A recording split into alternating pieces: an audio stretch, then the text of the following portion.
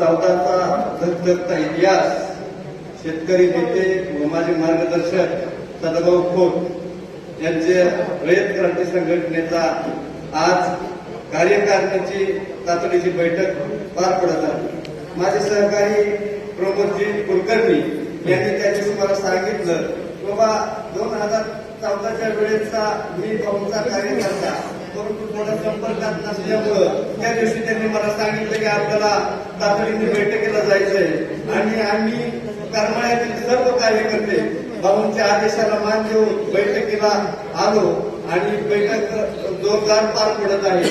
तसं भाऊंनी मगाशी एक धक्कादायक निर्णय दिला पण, आणि तो चांगला पण आहे आणि धक्कादायक निर्णय पण आहे।